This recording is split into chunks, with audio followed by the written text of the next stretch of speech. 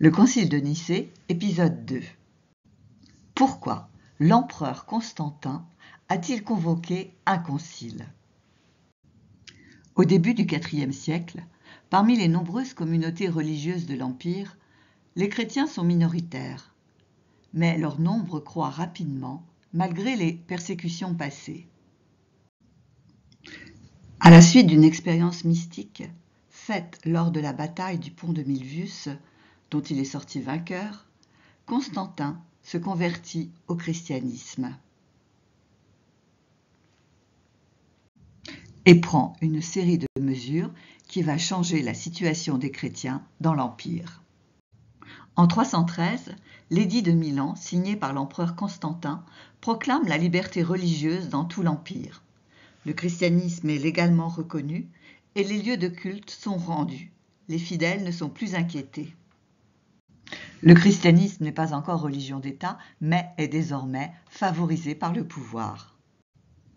À cette époque, l'Église chrétienne traverse une grande crise. Un prêtre nommé Arius enseigne que Jésus n'est pas Dieu au même titre que le Père, mais une créature inférieure. Cela choque de nombreux chrétiens qui affirment au contraire que le Fils est égal au Père. C'est ce qu'on appelle la crise arienne. Cette controverse menace l'unité de l'Église. Elle dresse les évêques les uns contre les autres. On en parle partout, sur les marchés, dans les tavernes. Constantin veut éviter les divisions dans l'Empire. Il considère que l'unité religieuse est essentielle pour l'unité politique. C'est pourquoi il convoque un grand concile à Nicée, en Asie mineure, avec plus de 300 évêques venus de tout l'Empire. Eusèbe de Césarée, le biographe de Constantin, nous rapporte que l'empereur n'était nullement intéressé par les subtilités philosophiques et théologiques du débat. Il se plaignait que c'était là une querelle portant sur des points insignifiants et assez minuscules.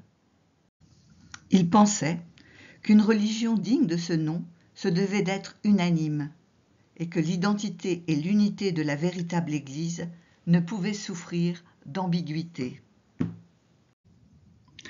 Si Constantin prit la peine de convoquer une assemblée coûteuse et chronophage, c'est que depuis longtemps les empereurs romains considéraient que la concorde et l'uniformité des pratiques religieuses étaient essentielles à la réussite et à la stabilité de l'Empire.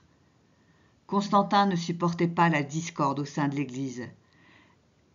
Il disait « La division au sein de l'Église est pire que la guerre ». Avec Constantin, donc, le christianisme devient une religion influente et le pouvoir impérial et l'Église tissent des relations étroites, annonçant une ère de collaboration durable.